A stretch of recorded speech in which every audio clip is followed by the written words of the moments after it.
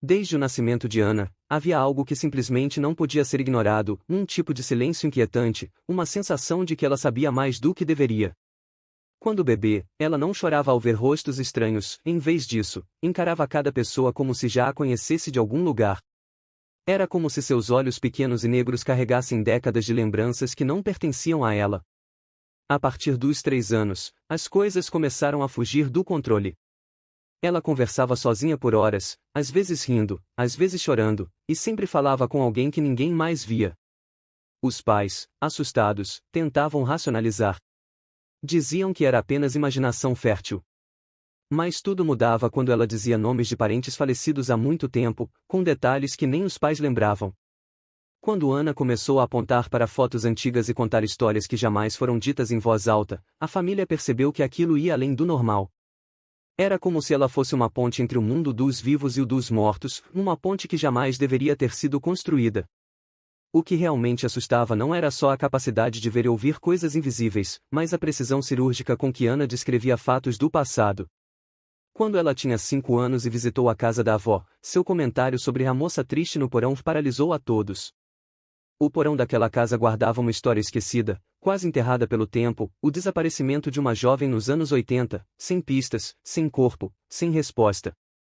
Ana, ao ver aquele lugar pela primeira vez, descreveu não só o rosto da mulher, mas também os gritos, o medo, a sensação de claustrofobia. Ela não podia ter inventado aquilo.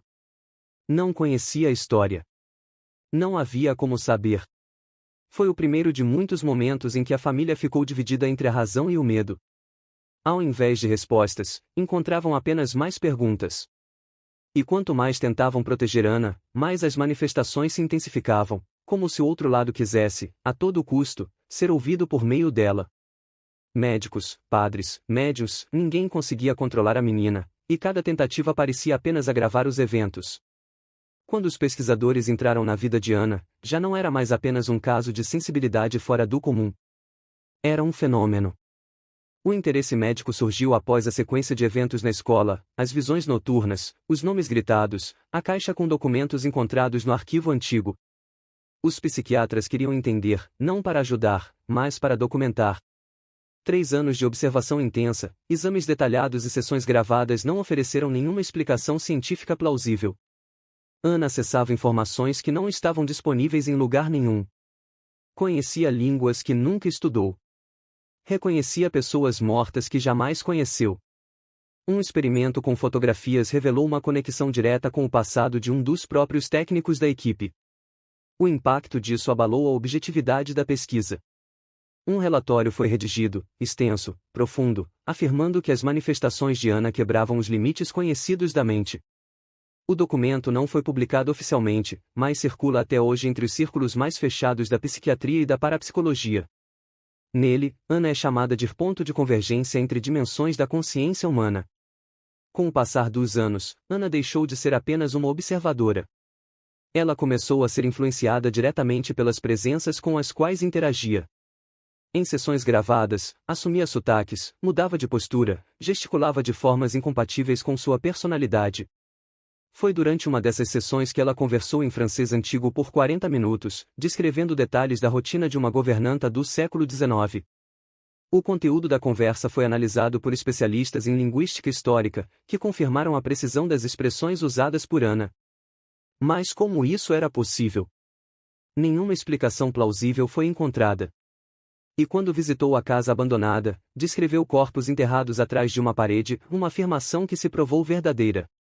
A polícia, mesmo cética, foi obrigada a agir. Encontraram os restos de 3 pessoas naquele exato local. O caso foi abafado. Nunca saiu na mídia. Mas os investigadores presentes sabiam que aquilo não poderia ser ignorado. Ainda assim, escolheram o silêncio, talvez por medo, talvez por conveniência. Afinal, o que o mundo faria com uma verdade como essa? Os anos de manifestações constantes começaram a cobrar um preço alto. Ana passou a sofrer com ansiedade severa, ataques de pânico, noites insones. Via rostos estranhos no espelho, ouvia sussurros em meio ao barulho do chuveiro, sentia toques invisíveis enquanto dormia. Ninguém conseguia explicar ou aliviar seu sofrimento. Mas os exames clínicos continuavam normais.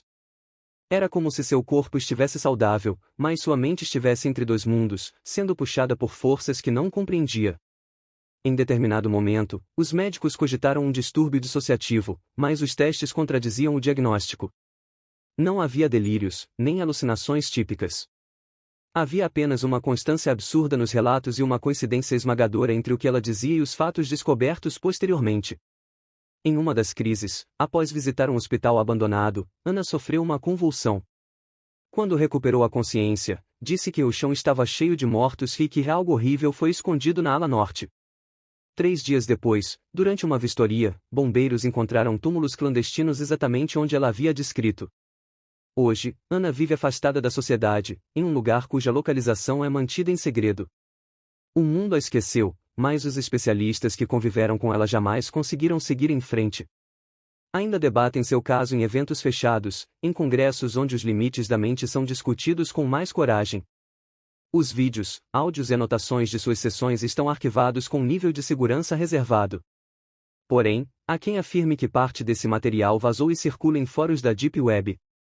O que está nesses arquivos ainda é um mistério, mas os relatos dizem que Ana responde a vozes que só são captadas segundos depois pelos equipamentos, como se houvesse um delay entre o que ela percebia e o que os aparelhos conseguiam registrar.